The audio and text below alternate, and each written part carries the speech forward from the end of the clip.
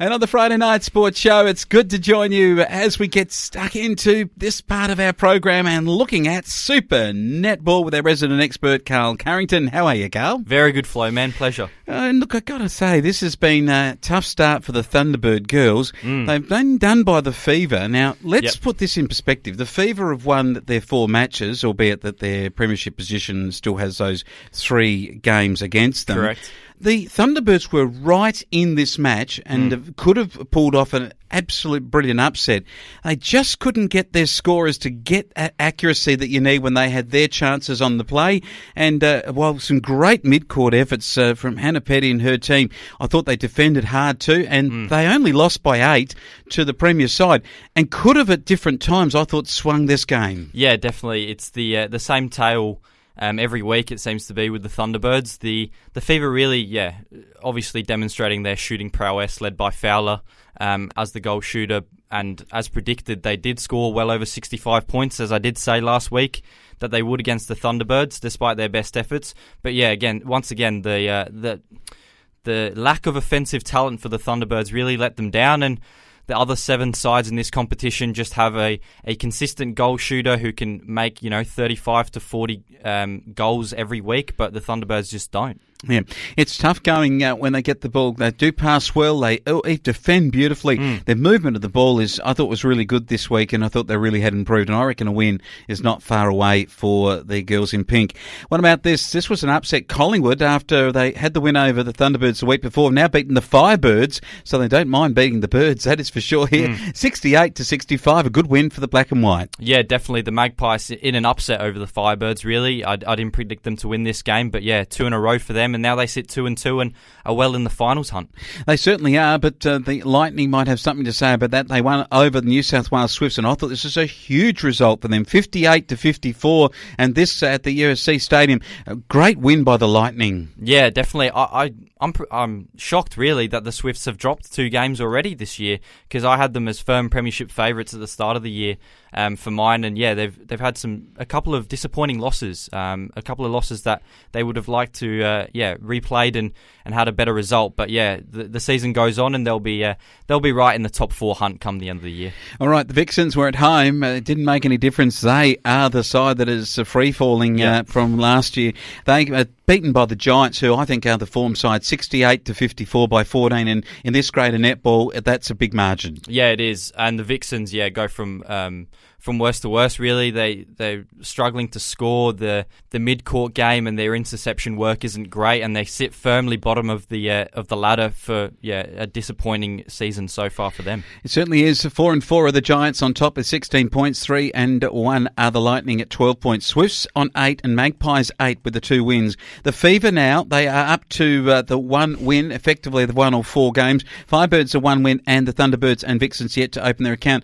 It's quite possible that the Fever could actually end up top of the table, and given they've got 1 win and there's still another 11 games to go in the season, of 10 games to go in the season, I reckon that they could still take top spot. I not only think it's quite possible, I think it's a certainty that they finish top 2. The way that they're playing at the moment, led by their offensive talent that we've mentioned numerous times on this show, they're easily one of the top 2 best teams in this competition, if not the best team, and they'll be making a grand final appearance. I'm calling it early. Oh, he's done it. The Firebirds take on Vixens this big match, and this is going to be huge on the Saturday.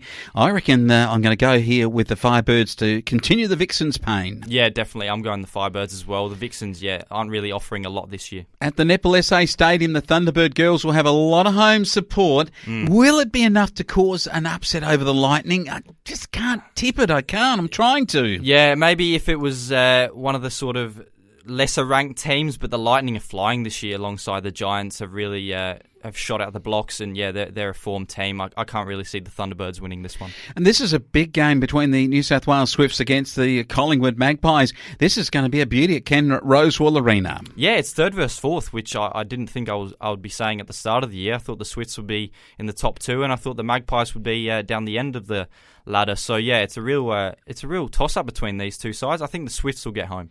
And the Fever take on the Giants in the match of the round, mainly because we know how evenly matched they're going to be. This this is a big test to see if somebody can knock over the West Coast Fever this year. They haven't been headed yet. The Giants are top of the table. This one is going to be an absolute ripper in Perth. How do the Giants win this game? I think obviously limiting as much as possible the attacking talent of Fowler and the goal attack that the Fever do offer. But yeah, it's going to be a hell of a game. The Giants have been easily the form competition alongside the Fever, and this is their real test. Last year's grand finalists in the Fever, the Giants have played some lesser sides so far this year. So, yeah, this is a real big one.